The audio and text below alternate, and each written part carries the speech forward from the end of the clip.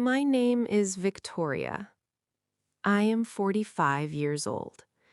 And if you saw me 5 years ago, you probably would have envied my life. I owned a successful fashion business in Chicago. I lived in a beautiful penthouse apartment. I drove expensive cars. I traveled whenever I wanted. I had everything money could buy. Everything. Except someone to come home to. 10 years earlier, I had gone through a painful divorce. My husband left me for a younger woman. At least, that's what everyone told me. The truth hurt even more. He didn't leave me for another woman. He left because he stopped loving me. After that divorce, I buried myself in work. I worked during the day. I worked at night. I worked on weekends. I built my company from nothing. And eventually, I became successful. But success is a strange thing. People see the money, they see the house, they see the vacations. They don't see the empty chair across the dinner table. They don't hear the silence inside your home. They don't feel the loneliness waiting for you every night. I remember one particular evening. It was raining heavily outside. The city lights reflected on the wet streets. I was sitting alone in a luxury restaurant, a table made for two, and only one person sitting there. That's when I realized something. I was tired. Not physically, emotionally. I was tired of being alone.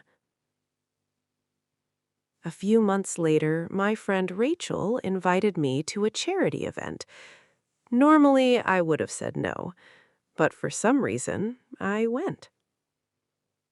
And that's where I saw him. The man who changed everything. His name was Ethan. He was 29 years old, 16 years younger than me. The first thing I noticed wasn't his appearance, it was his smile. A warm smile. The kind of smile that makes you feel comfortable. The kind of smile I hadn't seen directed at me in years. He walked over and introduced himself. "Hi, I'm Ethan." I smiled politely. "Victoria." And somehow, a 5-minute conversation turned into 2 hours. We talked about books, movies, travel, life. For the first time in years, I laughed without forcing it. I smiled because I wanted to. When the evening ended, Ethan asked for my number. I hesitated. He was young, very young, and I knew exactly what people would think. But loneliness makes people take chances they normally wouldn't take. So I gave him my number. I had no idea that this simple decision would completely change my life, for better and for worse. Because a year later, I would be standing front of a closed hotel room door, holding a truth that would break my heart and change the way I looked at love forever. After that night, I couldn't stop thinking about Ethan. It surprised me. Honestly, it scared me. I was 45 years old. I had spent years convincing myself that love was over. That chapter of my life was finished. Yet somehow, a 29-year-old man had made me feel something again. A few days later, Ethan sent me a message. Just one sentence. "How was your day?" Such a simple question. Most people wouldn't think twice about it. But for me, it meant everything. Because nobody had asked me that in years. The truth is, when you spend enough time alone, you stop expecting people to care. You stop expecting messages. You stop expecting kindness. You learn how to survive without it. But Ethan was different. He called. He listened. He remembered things, little things, things most people forget. One day I mentioned that my favorite flower was a white rose. 2 weeks later, he showed up carrying white roses. Not red, not expensive flowers, white roses. Because he remembered. And somehow, that meant more to me than all the expensive gifts I had ever received. Months passed. Then something happened. Something I never expected. I started paying for things. At first, it felt harmless. Ethan was trying to start his own business. Money was tight. I understood that. I had been there myself, years ago.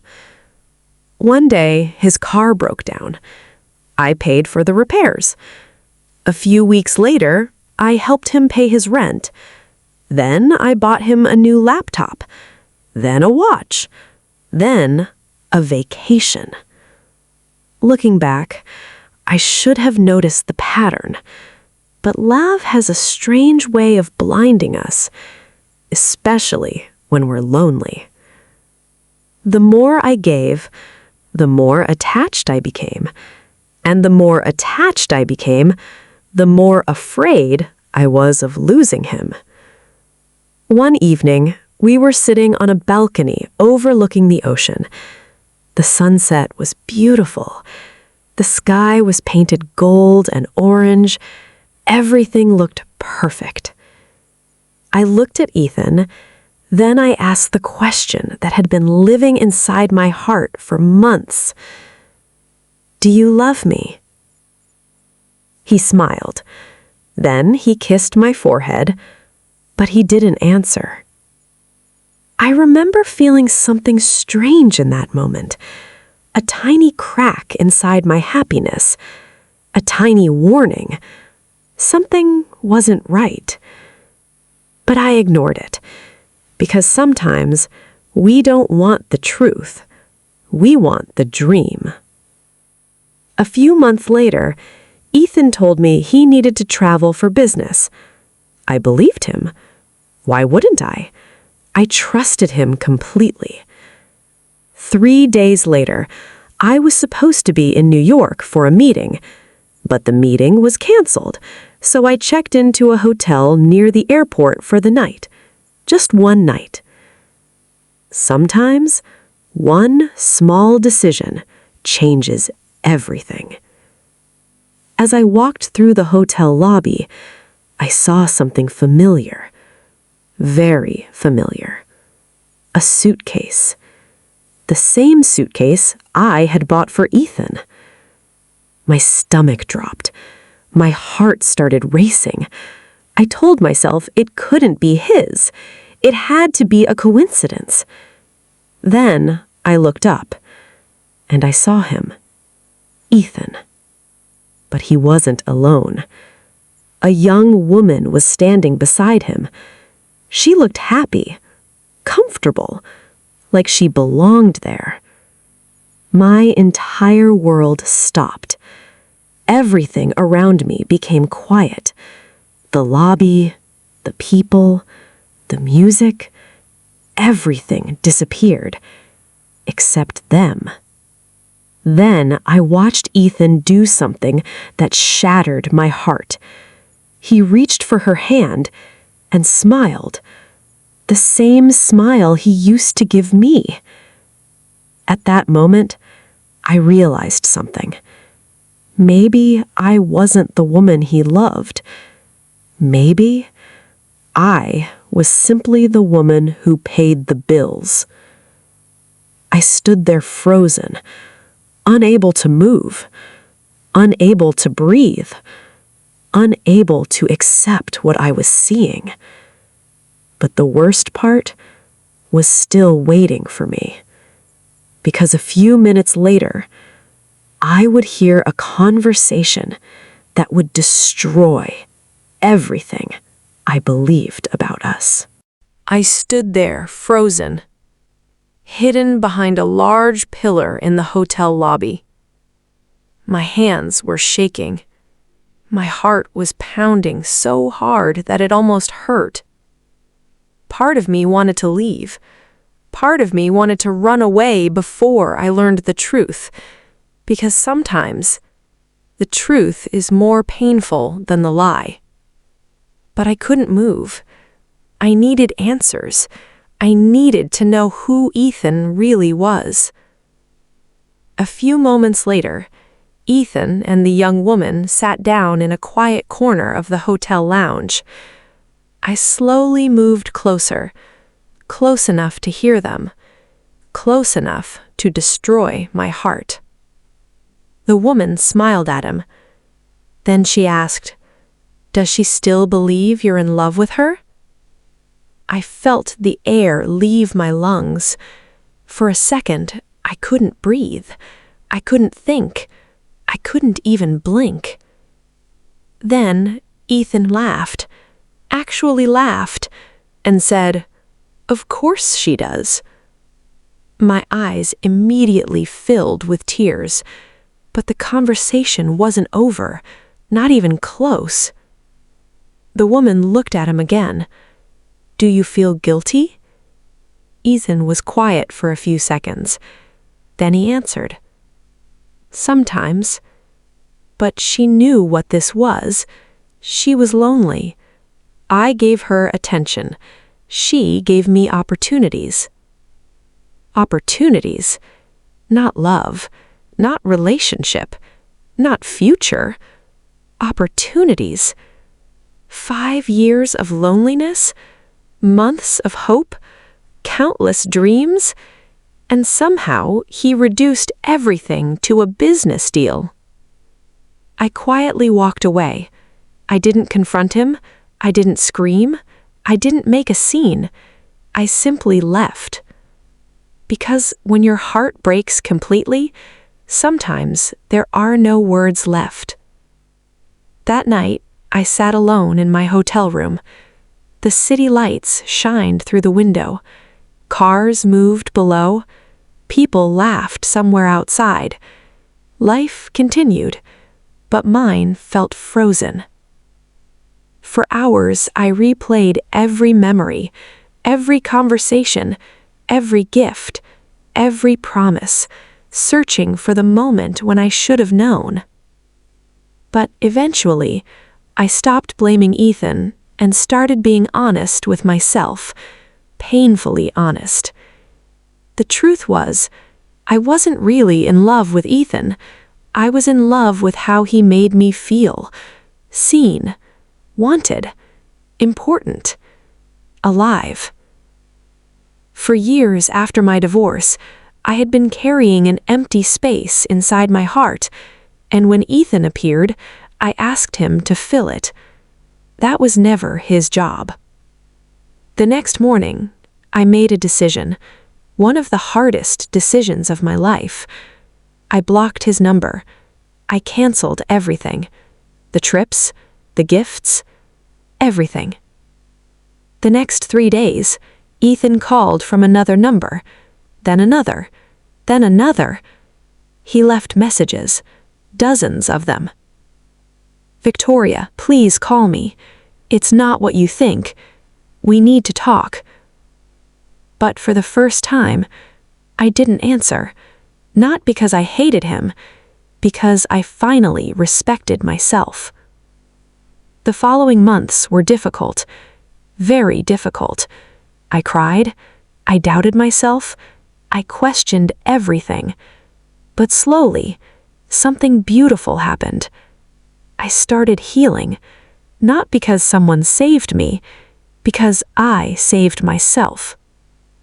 I traveled alone. I made new friends. I started painting again. I laughed more. I slept better.